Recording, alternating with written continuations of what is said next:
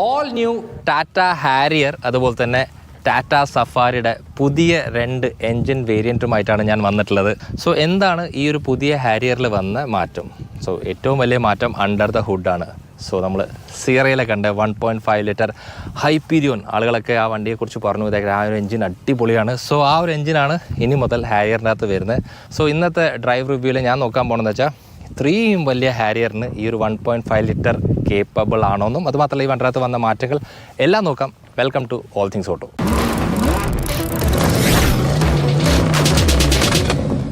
So basically പറയുകയാണെങ്കിൽ ഇതിൻ്റെ അകത്തുള്ള എൻജിൻ്റെ അകത്ത് ട്യൂണിങ്ങിൽ മാറ്റം വന്നിട്ടുണ്ട്. സോ ആദ്യം തന്നെ ഞാൻ സിയറയുടെ കർവ് വെയിറ്റ് പറയുകയാണെങ്കിൽ ഏകദേശം ഒരു 1600 കിലോ ഉണ്ടെന്ന് വിചാരിക്കുക. ഈ ഒരു വണ്ടിക്കാണെങ്കിൽ ഒരു 1750 കിലോ ഉണ്ടാവും, ഒരു 150 kgs കൂടുതലുണ്ട്. ഇനി അത് മാത്രമല്ല സിയറയിൽ ട്യൂൺ ചെയ്തപ്പോൾ അവർക്ക് ഏകദേശം ഒരു 160 PS ഓഫ് പവറും അതുപോലെ 255 newton metre of torque develop ചെയ്യുന്ന രീതിക്കാണ് ട്യൂൺ ചെയ്തിട്ടുള്ളത്. പക്ഷേ ഈ ഒരു വണ്ടിയിൽ വന്നപ്പോൾ അതിലും മാറ്റമുണ്ട്, ഒരു 10 PS കൂട്ടിയിട്ടുണ്ട്. ഇപ്പോൾ ഇതിൻ്റെ അകത്ത് 170 PS വരുന്നത്. അത് മാത്രമല്ല ടോർക്ക് ഏകദേശം 25 Nm ആയിട്ട് കൂട്ടിയിട്ടുണ്ട്. സോ ഇതിൻ്റെ അകത്ത് വരുന്ന ടോർക്ക് ഏകദേശം 280 ന്യൂട്ടൺ മീറ്ററാണ്. അപ്പോൾ ഇത് എങ്ങനെ ഉണ്ടെന്നുള്ള കാര്യം ഞാൻ ഉറപ്പായിട്ടും ഡ്രൈവ് ചെയ്യുമ്പോൾ പറയാം. കാരണം ഈ പേപ്പേഴ്സിലെ മാറ്റമുണ്ട്, പക്ഷേ ഈ പേപ്പേഴ്സിലെ മാറ്റം നമ്മൾ ഡ്രൈവ് ചെയ്യുമ്പോൾ എത്രത്തോളം ഫീൽ ചെയ്യുന്നുള്ള കാര്യം കൂടി പറയാം. അപ്പോൾ ഇതായിരുന്നു ഈ ഒരു വാഹനത്തിൻ്റെ എൻജിനെ കുറിച്ചുള്ള ഇതാണ് ഇതിനകത്ത് വന്ന ഏറ്റവും വലിയ മാറ്റം. അപ്പോൾ ഈ പറഞ്ഞ മെക്കാനിക്കൽ ചേഞ്ച് അല്ലാതെ തന്നെ ഈ വാഹനത്തിൻ്റെ എക്സ്റ്റീരിയറിലും അതുപോലെ ഇൻറ്റീരിയറിലും ചില മാറ്റങ്ങൾ ഹാരിയറിൽ വന്നിട്ടുണ്ട്. സോ സെയിം ഫ്രണ്ടിലൊന്നും ഒരു മാറ്റവും ഇല്ല. പിന്നെ വന്ന മാറ്റം ഈ ഒരു കളർ കേട്ടോ. ഈ കളർ ആക്ച്വലി റെഡാണ്, പക്ഷേ ഇവർ പറയുന്നത് വെച്ചാൽ നൈട്രോക്സ് ക്രിംസൺ റെഡ്. കുറച്ച് ബുദ്ധിമുട്ടാണ് പ്രൊണൗൺസ് ചെയ്യാൻ, പക്ഷേ ഈ ഒരു കളർ ആക്ച്വലി വണ്ടിയിൽ അതിഗംഭീരാണെന്ന് പറയാം. അപ്പോൾ ഇവിടെ ഒരു മാറ്റമില്ല, പക്ഷേ ചെറിയൊരു മാറ്റം വന്നു വെച്ചാൽ ഈ ഒരു 360 ഡിഗ്രി പാർക്കിംഗ് ക്യാമറ അല്ലേ, ഈ ക്യാമറയുടെ തൊട്ടടുത്ത് ഇവരൊരു നോസിൽ കൊടുത്തിട്ടുണ്ട്. സോ ദാറ്റ് നമ്മളിപ്പോൾ നോർമലി വൈപ്പർ വാഷ് ചെയ്യില്ലേ, അപ്പോൾ വാഷ് ചെയ്യുന്ന സമയത്ത് തന്നെ ഇതിൻ്റെ ക്യാമറയും ക്ലീൻ ആവും. ഇതൊരു നല്ലൊരു ഫീച്ചറാണ്. ഇത് ഫ്രണ്ടിലും അവൈലബിൾ ആണ്, അതുപോലെ റിയറിലും അവൈലബിൾ ആണ്. അല്ലാതെ ഈ ഒരു വണ്ടിനകത്ത് എവിടെയും വലിയൊരു മാറ്റങ്ങൾ ഇല്ല. ഹാരിയർ 2025 സൈഡിൽ ഒരു മാറ്റങ്ങളും ഇല്ല. സ്റ്റിൽ നമുക്ക് ആ ഒരു ബിഗ് ബൾക്കി ആൻഡ് ബുച്ചി ആയിട്ടുള്ള SUV കിട്ടും, which runs on 18 inch of tyres. So ഈ വണ്ടിയുടെ ഏറ്റവും വലിയൊരു ഹൈലൈറ്റ് ഇതിൻ്റെ പ്ലാറ്റ്ഫോം തന്നെയാണ്. സോ ഇപ്പോഴും ഈ ഒരു വണ്ടിയുടെ ഒരു മാറ്റമില്ല. Still it runs on Rover's D8 derived platform. Harrier 2025 ഹൈപ്പീരിയോൻ്റെ ഇൻറ്റീരിയേഴ്സിൽ വന്നപ്പോൾ ചെറിയ മാറ്റങ്ങളുണ്ട്. പുറത്ത് 2 മാറ്റമുള്ളൂ, അകത്ത് വന്നപ്പോൾ അതൊരു 5 മാറി. ഇനി വന്ന ബാക്കിയുള്ള മാറ്റങ്ങൾ നമുക്ക് നോക്കാം. ഫസ്റ്റ് ഈ ഒരു സംഭവം, ഇപ്പോൾ ഡിജിറ്റൽ IRVM വന്നു. ഇത് വൺ ഓഫ് ദ ഫേവറേറ്റ് ആണ് എൻ്റെ, കാരണം ഞാൻ കഴിഞ്ഞ 4 മാസമായിട്ട് ഹാരിയർ ഓടിച്ചുകൊണ്ടിരിക്കുന്നുണ്ട് EV. ഇനി രണ്ടാമത്തെ വന്ന മാറ്റം, ഇതിന് മുമ്പത്തെ ഹാരിയറിലെ ഈ ഒരു 14.5Q LED സ്ക്രീൻ ഉണ്ടായിരുന്നില്ല. സോ ഈ സ്ക്രീൻ വന്നപ്പോൾ ഏറ്റവും വലിയ ഗുണമെന്ന് വെച്ചാൽ ഇതിൻ്റെ ആ ഒരു റേഷ്യോ ആണ് 16:9 റേഷ്യോ നമുക്ക് കിട്ടും. അതുമാത്രമല്ല ക്ലാരിറ്റിയുടെ കേസിൽ പ്രത്യേകിച്ച് എടുത്ത് പറയേണ്ട ആവശ്യമില്ല, കാരണം സാംസങ്ങിൻ്റെയാണ് ഇതിൻ്റെ അകത്ത് യൂസ് ചെയ്യുന്ന OLED.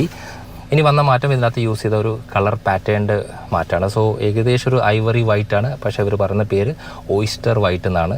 പെട്ടെന്ന് ചളിയാവുമെന്ന് ചോദിച്ചാൽ ചളിയാവും, പക്ഷേ അത് കാരണം തന്നെ നിങ്ങളുടെ വണ്ടി ഭയങ്കര ഒരു പ്ലഷ് അതുപോലെ തന്നെ ഭയങ്കര എയറി ആയിട്ടുള്ളൊരു ഫീലായിരിക്കും. സോ ഇതും എനിക്ക് ഭയങ്കരമായിട്ട് ഇഷ്ടപ്പെട്ടു. ഇനി വന്നൊരു മാറ്റം ആക്ച്വലി ഇതിൻ്റെ ORVMലാണ്. അപ്പോൾ നോർമലി വലിയ വണ്ടികളുടെ അകത്ത് വരുന്ന ഫീച്ചറാണ്. അതായത് നമ്മൾ റിവേഴ്സിൽ ഇടുമ്പോൾ ഓട്ടോമാറ്റിക്കലി ഇതിൻ്റെ ആ ഒരു ORVM നമുക്കനുസരിച്ച് മാറും. അതായത് ഇപ്പോൾ ഞാനിപ്പോൾ റിവേഴ്സിൽ ഇടുമ്പോൾ അത് ഓട്ടോമാറ്റിക്കലി സ്ലൈഡ് ഡൗൺ ചെയ്തു. സോ ഈ സ്ലൈഡ് ഡൗൺ ആകുമ്പോൾ രസമുണ്ട്, കാരണം ഇതിനെ നമുക്ക് മെമ്മറിയിൽ വെക്കാൻ സാധിക്കും. അതിപ്പോൾ എൻ്റെ ഹൈറ്റ് ആയിരിക്കില്ല ബാക്കിയുള്ളവർക്ക്.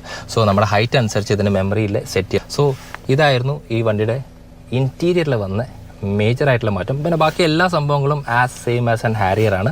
ഈ സെഗ്മെൻറ്റിലെ one of the best rear seat ഉള്ള വാഹനമാണ് ഹാരിയർ അൺഡൗട്ടഡ്ലി. അതിൻ്റെ റീസൺ എന്താ വെച്ചാൽ ഇപ്പോൾ ഈ സീറ്റ് മാക്സിമം ബാക്കിലാണ്. അപ്പോൾ അതൊരു ഗുണമാണ് ദോഷമാണ്, കാരണം പ്രത്യേകിച്ച് എൻ്റെ ഹൈറ്റ് വെച്ചിട്ട് കുറച്ചുകൂടി ബാക്കിലേക്ക് വരായിരുന്നു. പക്ഷേ ഇലക്ട്രിക്കലി സപ്പോർട്ടഡ് സീറ്റ്സ് ആയതുകൊണ്ട് ഇത്രയേ വരുള്ളൂ. അത് കാരണം തന്നെ നമുക്ക് റിയറിലെ maximum leg room, maximum under thigh support, maximum ഈ പറഞ്ഞ പോലെ ഈ ഒരു ഇൻക്ലൈൻ ആംഗിൾസ്, അതുപോലെ തന്നെ ഇതാണ് എൻ്റെ ഏറ്റവും വലിയ ഫേവറേറ്റ്. നമ്മൾ എത്ര ദൂരം യാത്ര ചെയ്തു, പ്രത്യേകിച്ച് ഉറങ്ങിപ്പോയാൽ നമ്മൾ അങ്ങോട്ടും ഇങ്ങോട്ടൊന്നും പോവില്ല. സോ അതൊക്കെ അതുപോലെ തന്നെ അവർ മെയിൻറ്റെയിൻ ചെയ്തിട്ടുണ്ട്. സോ ആദ്യം തന്നെ എങ്ങനെയുണ്ട് ഈ ഒരു വണ്ടി? ആക്ച്വലി ഇതിന് മുമ്പത്തെ ഹാരിയർ വെച്ച് കമ്പയർ ചെയ്യുമ്പോൾ ഇത് ആക്ച്വലി ഹാരിയറേ അല്ല, ഒരു ഓൾ ന്യൂ പ്രൊഡക്റ്റായിട്ട് നമുക്ക് ഫീൽ ചെയ്യും. കാരണം എന്താ വെച്ചാൽ ഇപ്പോൾ നോർമലി ഞാൻ ഇഷ്ടംപോലെ ഹാരിയറിൻ്റെ ഡീസൽ വേരിയൻറ്റ് ഓടിച്ചിട്ടുണ്ട്. അപ്പോൾ ഡീസൽ വേരിയൻറ്റിൽ എന്താ വെച്ചാൽ നമ്മൾ കയറിയിരുന്ന വണ്ടി സ്റ്റാർട്ട് ചെയ്യുമ്പോൾ മുതൽ അതിൻ്റെ ആ ഒരു ഗിയർ ഷിഫ്റ്റ് ചെയ്യുമ്പോൾ തന്നെ നമുക്കറിയാൻ പറ്റും ആ ഒരു ഡീസൽ ക്ലട്ടർ, അതുപോലെ തന്നെ ആ ഒരു NVHലെ മാറ്റം, വൈബ്രേഷൻസ്, ഇതൊന്നും ഈ ഒരു വണ്ടിയിലില്ല. ഇത് സിയറയിലെ കണ്ട എൻജിനല്ല. അപ്പോൾ സിയറയിലെ കണ്ട എൻജിനല്ല, സിയറയിലെ കിട്ടിയൊരു ഫീലല്ല എനിക്ക് ആക്ച്വലി ഈ വണ്ടിയുടെ അകത്ത് കിട്ടിയത്. അപ്പോൾ അതിൻ്റെ റീസൺ എന്താ വെച്ചാൽ ഈ വണ്ടിയുടെ അകത്തുള്ള ടോർക്കും അതുപോലെ തന്നെ ഇതിനകത്തുള്ള PS മാറ്റമുണ്ട്. ഇപ്പോൾ ടോർക്കിൻ്റെ കേസ് നോക്കുകയാണെങ്കിൽ 25 Nm ഓഫ് ടോർക്ക് കൂടിയിട്ടുണ്ട്. PS നോക്കുകയാണെങ്കിൽ ഏകദേശം നമുക്കൊരു 10 PS കൂടിയിട്ടുണ്ട്. അപ്പോൾ ഇത് കൂടുമ്പോൾ തന്നെ ഈ ഒരു വണ്ടിനകത്ത് നിന്ന് ഡീസൽ ഇറങ്ങി പെട്രോളിലേക്ക് ആകുമ്പോൾ അവിടെ ഒരു 80 kg നമുക്ക് ലാഭിക്കാൻ സാധിക്കും. സോ മൊത്തം കാൽക്കുലേഷനൊക്കെ വെച്ച് നോക്കുമ്പോൾ എനിക്ക് മനസ്സിലായ കാര്യം എന്താ വെച്ചാൽ ഈ പവർ ടു വെയിറ്റ് റേഷ്യോ ഇതിനകത്ത് കറക്റ്റാക്കാൻ ടാറ്റയ്ക്ക് സാധിച്ചിട്ടുണ്ട്. അത് തന്നെയാണ് എൻ്റെ ഏറ്റവും വലിയൊരു ഹൈലൈറ്റ്. സോ നിങ്ങൾക്ക് ഒരിക്കലും ഈ ഒരു വണ്ടി ഓടിക്കുമ്പോൾ അണ്ടർ പവർഡായിട്ട് ഫീൽ ചെയ്യില്ല. ഇനി നിങ്ങളുടെ ഫാമിലിയിലെ ആളുകളുടെ എണ്ണം കൂടുതലാണെങ്കിൽ നിങ്ങൾക്ക് ഉറപ്പായിട്ടും സഫാരിയും കൺസിഡർ ചെയ്യാം. കാരണം ഹാരിയറിൽ വന്ന എല്ലാ മാറ്റങ്ങളും സഫാരിയിലും അവൈലബിൾ ആണ്. സഫാരിനെ പുഷ് ചെയ്യുമ്പോൾ യെസ്, സഫാരി ആക്ച്വലി ഹാരിയർ പോലെ തന്നെയാണ് എനിക്ക് ഫീൽ ചെയ്യുന്നത്. അപ്പോൾ ഈ ഒരു 80 kg വെയിറ്റ് കൂടുതൽ ഇതിൻ്റെ പെർഫോമൻസിനെ ബാധിക്കുന്നില്ല. അതിപ്പോൾ ഞാൻ ചിന്തിച്ചപ്പോൾ എനിക്ക് മനസ്സിലായെന്ന് വെച്ചാൽ ഇപ്പോൾ ഹാരിയർ എടുത്തിട്ട് ഹാരിയറിൻ്റെ അകത്ത് ഒരാളും കൂടി ആഡ് ഓൺ ചെയ്തു, പ്രത്യേകിച്ച് എൻ്റെയൊക്കെ വെയിറ്റിൽ ഒരാളെ ആഡ് ഓൺ ചെയ്തിട്ട് ചവിട്ടുമ്പോൾ അതിൻ്റെ പെർഫോമൻസ് ബാധിക്കുമെന്ന് ചോദിച്ചു കഴിഞ്ഞാൽ ആക്ച്വലി ബാധിക്കില്ല. So same applies to this Safari. അപ്പോൾ ഇൻ ടേംസ് ഓഫ് കംഫർട്ട് കൂടുതലാണ്, പക്ഷേ ഇൻ ടേംസ് ഓഫ് പവർ രണ്ടും സെയിം ടു സെയിം ആണ്. So verdict of Tata Harrier 2025 and Safari 2025. So എൻ്റെ പിക്ക് എന്താണെന്ന് ചോദിച്ചു കഴിഞ്ഞാൽ ഓബ്വിയസ്ലി അത് ഹാരിയറാണ്.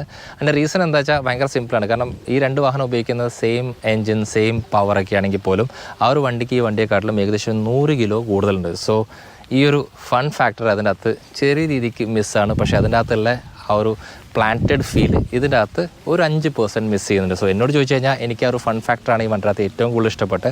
സോ നമുക്ക് ഇങ്ങനെ കൺസിഡർ ചെയ്യാം. അത് നിങ്ങളുടെ ഫാമിലി വലുതാണെങ്കിൽ നിങ്ങൾക്ക് കണ്ണും പൂട്ടി സഫാരിയിലേക്ക് പോകാം. പക്ഷേ നിങ്ങൾക്ക് വേണ്ടത് ഒരു 5 സീറ്റർ 4 മീറ്ററിൻ്റെ മുകളിലൊരു SUV ആണെങ്കിൽ ആക്ച്വലി ഇതാണ് ഏറ്റവും നല്ല പിക്ക്. അതായത് ഇത്രയും കാലം നിങ്ങൾ എന്തുകൊണ്ടാണ് ഈ ഒരു വാഹനം വേണ്ട വെച്ചോ അതിനെല്ലാത്തിനും പരിഹാരമായിട്ടാണ് ടാറ്റ വന്നിട്ടുള്ളത്. സോ ഈ ഒരു വാഹനത്തിൻ്റെ എഞ്ചിനാണ് ഈ സെഗ്മെൻറ്റിൽ one of the most powerful and most peppiest. So പഴയ ഒരു ഹാരിയറിൻ്റെ ഇമേജിങ് 100% ഈ ഒരു വാഹനം ഓടിക്കുമ്പോൾ നിങ്ങളുടെ മനസ്സിൽ നിന്ന് മാറുമെന്ന് ഞാൻ പ്രതീക്ഷിക്കുന്നു. സോ